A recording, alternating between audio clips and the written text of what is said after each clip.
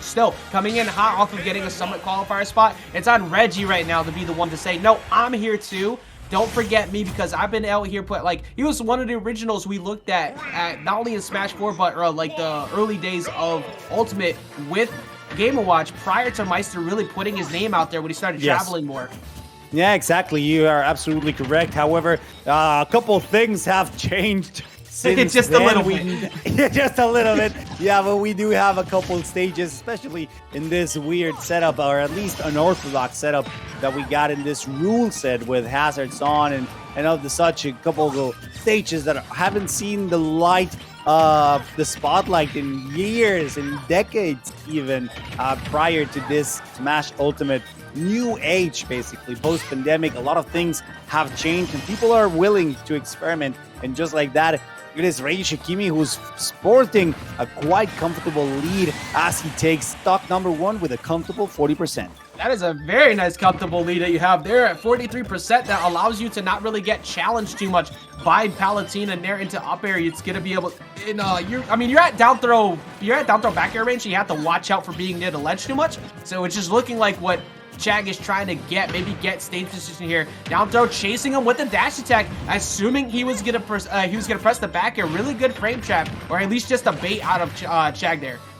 Yeah, it's hard for Chag to keep track of Game & Watch, or at least chasing down, because he knows that if he gets caught up in these down smashes, or maybe an up smash, it could be devastating. You really don't want to mess up with Game & Watch around, because he's gonna get so much out of every single time that you put your guard down. Careful here, because that roll could have been heavily punished, and he's still trying to fish for them. We haven't seen a lot of the buckets to try to absorb those explosive flames, but up air is the one taking stock number 1 in Chag's favor. Yeah, as the set goes on, so you know he's gonna be starting to hunt for it. But I think Chag is gonna try and condition into it. That's the thing. You always want to condition the reflector player into believing they can get away for it for free, or you just hit him with it too much, they're forced to press it, and then you get a free run up on him. Right now, getting a free ledge trap here. One thing Jen had on the match was he had a tremendous amount of connections on down tilt at the ledge. We haven't seen Chag really go for that yet, but if he can do the same thing with the way he's been playing, he definitely can get it. But I'm still really liking the way that Regi is not been scared to fight air to air at all with Chag, and it's been allowing him to control the lead, especially getting a lot of grabs. Yeah, not at all. They're not phased by Chag's aerial approaches, and it's funny because Palutena usually dominates the air at some point, whether with nair or up air. It's just really good. But look, Chag is not getting much out of these ledge traps, out of these 2 frames, and I think he's relying more on neutral, which is understandable as well. Aerials are always a must, but relying solely on neutral can be dicey when you're dealing with the king of neutral himself, which is Mr. Game & Watch. Oh my goodness, he's catching him on the forward on his way back down, reading that spot dodge, expecting to get thrown or something there. You know what? I know we haven't seen it. I want somebody to go for the judgment so bad. We haven't seen a single attempt at it, but Regi is going to keep it simple, make sure that he just doesn't overcomplicate the process, get his damage on. And right now you see the respect. You see how Regi's almost kind of trying to see. Oh, hey, thank you. Yay. I think the attempt was there. Exactly, he was fishing for it. We haven't seen that in the longest time, so it's nice to see a change of pace where maybe a little bit of risk is involved, because right now they're super even. Now you don't want to risk it too much because you are indeed in the loser side of bracket. However, things like that usually throw people off, so it's understandable that sometimes that has to come out, make a bit of a show for all of us, and try to change something up on the approaching meta that both of them are boasting right now. Regi Shikimi holding that fort quite well, and La Silla still looming by that side of the ledge.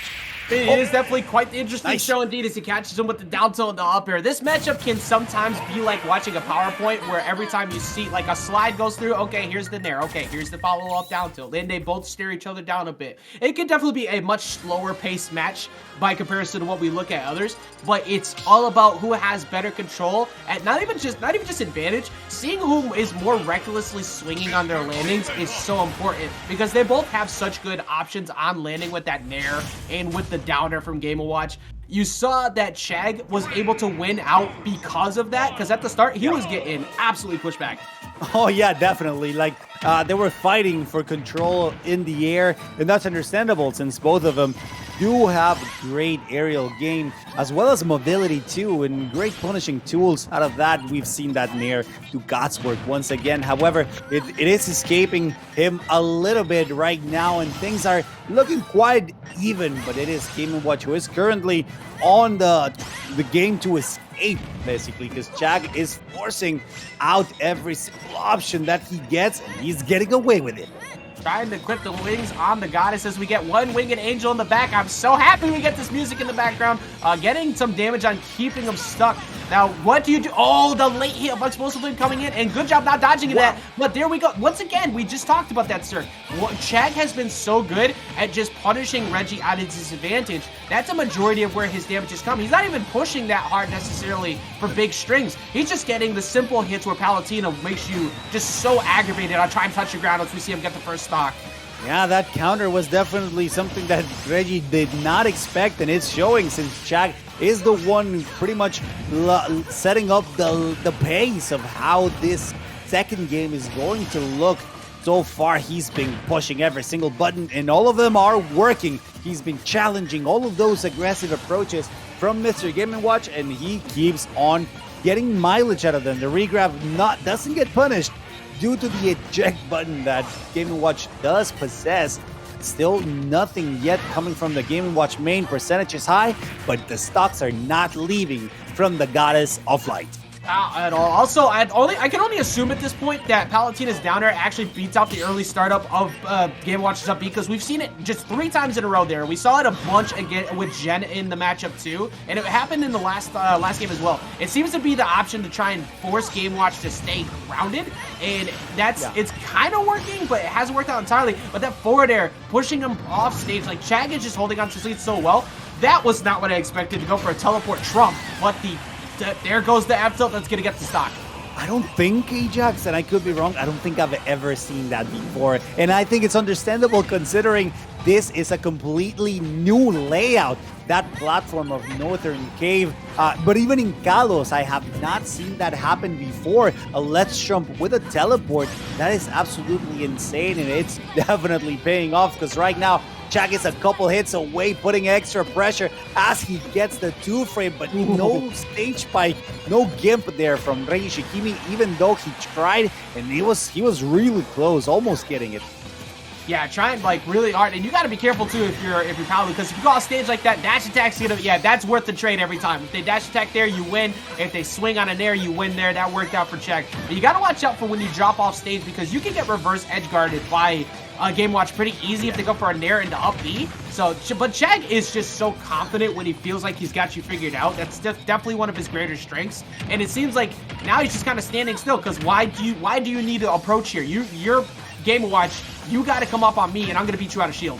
Yeah, he's getting a lot out of it, especially since he's abusing that back air invincibility on it that allows to contest quite a lot, fishing for that spike that could have been lethal, especially considering how lightweight Game & Watch is, barely escaping that hitbox of down smash. This is a completely different Chag that we're seeing. He's basically controlling every single aspect of this game number 2, setting up the trend of what we might see all throughout the set. Right now, Regi is not being able to find anything. The forward air for the first time, getting that stock, connecting just at the sweet spot and just enough to get something going, and getting a number 2 on the scoreboard in favor of Chag, the Palutena main. That's definitely playing like a god right now, taking advantage of the goddess status.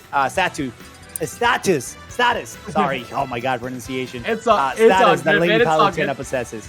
We're getting back there. We're getting there. But one of the things that was a real telltale sign for me on how you know that Chag is really in the head of Regi right now is in that prior game.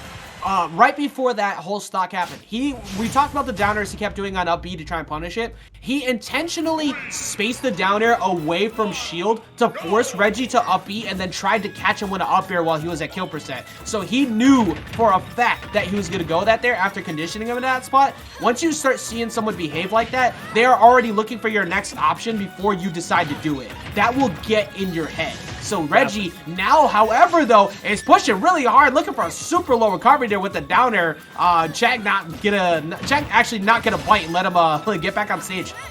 Yeah, still looking good here. Regi Shikimi putting up pressure early on, but right now it's Chag's turn to get the heat up, and rightly he does with those back airs and the two frames, finally confirming something out of him, still chasing all the way out there. He knows that it's risky, but he knows that it will pay off even greatly if he does manage to connect his hit. So it's something that is worth keeping in mind when he goes out there, like knowing that he's risking, but he might get much more out of it.